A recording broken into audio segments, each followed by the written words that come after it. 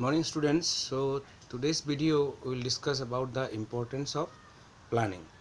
So we have started the chapter number 4, that is planning, and in last class we have discussed regarding the definition, meaning and features of planning.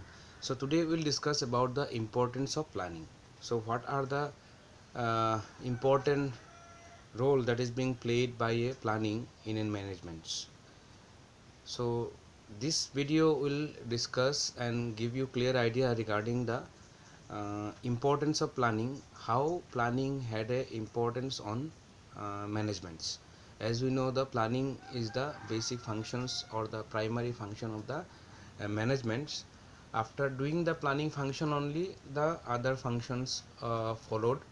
So that is why it is required for us to understand the importance of planning. So I have written some of the points in board, you can see, by which we can clearly understand the importance of planning. So first point says that planning provides direction. As we know, planning is the first function depending upon which all the other functions are being followed. So planning is the only sole function which provides us directions.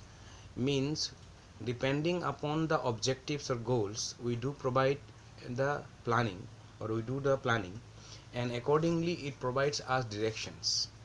Planning ही ऐसा एक कार्य है जिसके अनुसार हमको क्या होता है, कोई भी निर्दिष्ट एक डायरेक्शन हमको मिलता है, और इस फंक्शंस के द्वारा ही मैनेजर्स लोग डिसाइड करते हैं पहले से कि हमको क्या करना है, कैसे करना है और किस तरह से करना है। इसीलिए ये इसको कहा जाता है कि प्लानिंग हमको क्या देता है, डायरेक्शन प्रोवाइड करता है for any kind of action. That is why, because planning only helps the managers to decide what to do, when to do and how to do, and that is why it is said that it is providing us a direction for any action or any action plan. Moreover, it's laid down the objectives for the organizations and are clearly, so that the act as a guide. Okay, this planning act as a guide. ये परिकल्पना हमें एक ऐसा guide provide करते हैं. Guide मतलब हमको support करते हैं, जिसके अनुसार हम कोई भी डिसीजंस क्लियरली हम ले सकते हैं, और जिसके बदौलत हमको क्या होता है, मैनेजर्स को ये सुविधा प्रदान होता है कि वो अपने एम्प्लॉयज़ को किस तरह से निर्देशना प्रोवाइड करे, मतलब कैसे उनको गाइड करे, कैसे उसको मैनेज करे और उस काम को कंप्लीट करने के लिए सहायता प्रदान कर सकता है. इसके आधार पे हमको ये भी मिलता है कि अगर परिकल्पना ठीक ठाक है तो हम हमारे जो भी एम्प्लॉयज़ है उसको हम क्या कर सकते हैं, उसको हम गाइड कर सकते हैं, सपोर्ट कर सकते हैं, कोऑर्डिनेट कर सकते हैं, और इसके दौरान हमारा जो भी ऑब्जेक्टिव्स है उसको हम फुलफिल कर सकते हैं. ठीक है. So that is why it is said as a provide direction. Number 2, planning reduce risk of uncertainty.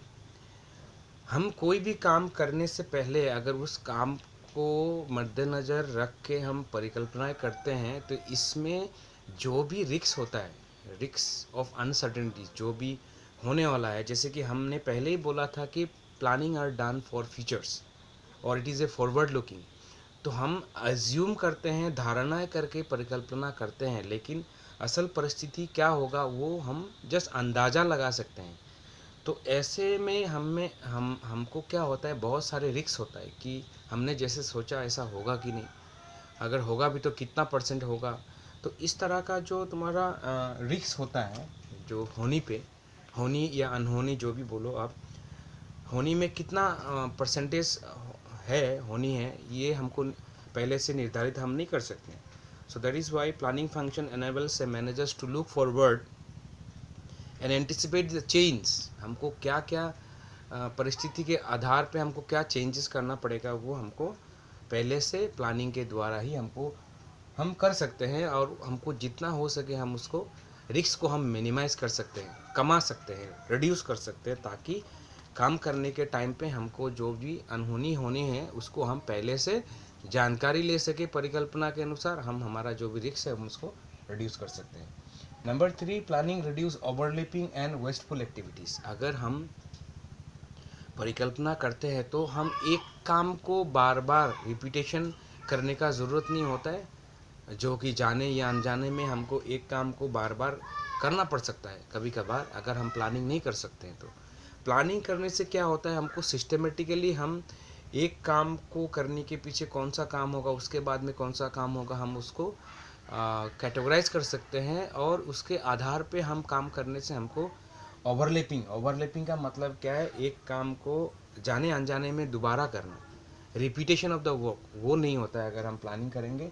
और वेस्टफुल एक्टिविटीज़ जो ज़रूरी नहीं है उसको हम करने का दरकार नहीं आता है। तो परिकल्पना करने से ओवरलैपिंग एंड वेस्टफुल एक्टिविटीज़ तुम्हारा कम जाता है, और जिससे क्या होता है, तुम्हारा समय बचता है, वेस्टेज ऑफ एनर्जी नहीं होता है, और तुम्हारा क्या होता है, खर्चा भी तुम्हारा कम होता है।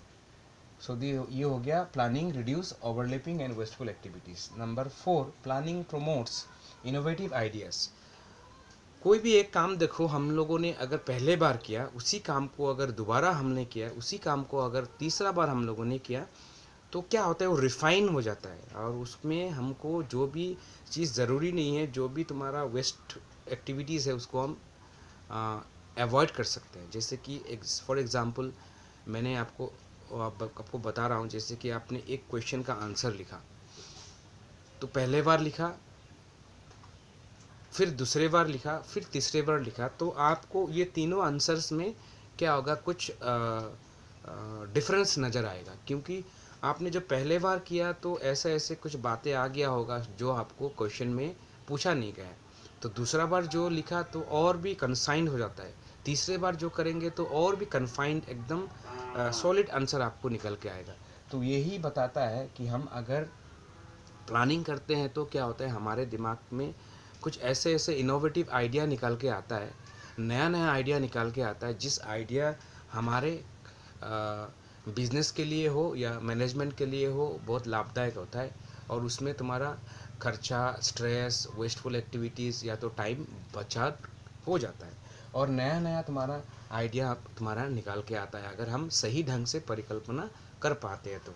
If you can do the planning in a better and A efficient way, then it gives us more and more new innovative ideas. Number 5, planning facilitates decision making. ये तो एकदम सही बात है, अगर हम परिकल्पना करते हैं तो ये हमको क्या करता है, इस फैसिलिटेट्स, इसको हम फैसिलिटेट्स मतलब सुविधा प्रदान करता है कि हम अच्छा से अच्छा डिसीजंस बना सकें। तो परिकल्पना ही ऐसा एक तुम्हारा फंक्शन है मैनेजर्स का या तो मैनेजमेंट का, जिसके आधार पे हमको क्या होता है, बहुत सारे रास्तों में से हमको सबसे बेस्ट रास्ता जो है वो चुन के लेने के लिए हमको सुविधा प्रदान करता है। ठीक है, planning involves looking ahead and deciding on the best alternative from among the various alternative source of actions. तो यही हमको बताता है। तो मैनेजर क्या करते हैं, बहुत सारे रास्तों में से सबको एनालाइज करता है, एनालाइज करने के बाद में स्टडी करता है, करने के बाद में ही तुम्हारा एक परिपूर्ण एक डिसीजंस लेने के लिए उनको सहायता प्रदान करता है, ये तुम्हारा प्लानिंग। ठीक है, the last one is planning establish standards for control. तो ये जो पॉइंट है, इसमें क्या बोला गया है कि प्लानिंग ही ऐसा एक कार्य है जिसके आधार पे क्या होता है, it's provide the standards oblique targets against which actual performance is compared. परिकल्पना में हम क्या करेंगे, कैसे करेंगे, ये निर्धारित करते हैं, और परिकल्पना ही ऐसा एक कार्य है जिसके आधार पे हम जब लास्ट वाला फंक्शन करेंगे, controlling, planning, organising, staffing, directing and controlling जो है, वो पांचवा वाला कार्य प्लानिंग के ऊपर ही बेस होता है, क्योंकि परिकल्पना जैसे किए हैं उसके आधार पे हमने काम किया या नहीं किया, वो कंट्रोलिंग में हम उसको कंपेयर कर सकते हैं कि स्टैंडर्ड्स के अनुसार हमारा काम हुआ कि नहीं। अगर नहीं हुआ तो अगर डिविएशन हुआ, मतलब हम जिस ट्रैक के अनुसार काम करने के लिए प्लानिंग किया उस काम ऐसा नहीं हुआ, कुछ डिविएट हुआ, मतलब कुछ अलग सा हुआ, कुछ हटके तो हुआ, तो वो कंट्रोलिंग के द्वारा हम उसको निकाल सकते हैं।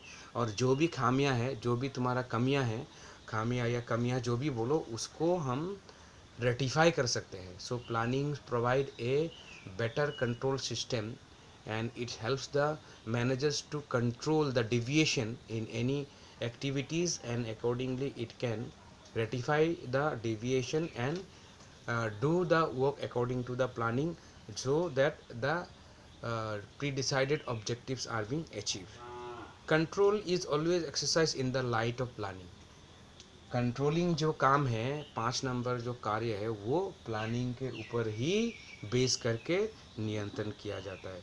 If there were no standards, finding deviation would not be possible. अगर कोई भी नॉर्म्स स्टैंडर्ड्स हम सेटअप नहीं करते हैं, जैसे कि हम लोगों का एग्जामिनेशन का स्टैंडर्ड्स है 30% pass mark, 60% first class mark, 80% star mark, ऐसे हमारा कुछ क्राइटेरिया है. तो एग्ज़ाम देने के बाद में हम जो चेक करके जो मार्क्स आता है उसके आधार पे आपको वो स्टैंडर्ड सेट किया जाता है. तो इसको ही बोलते हैं स्टैंडर्ड. तो प्लानिंग ही ऐसा चीज़ है जो स्टैब्लिश करता है स्टैंडर्ड्स, जिसके आधार पे नियंत्रण का काम किया जाता है. ठीक है.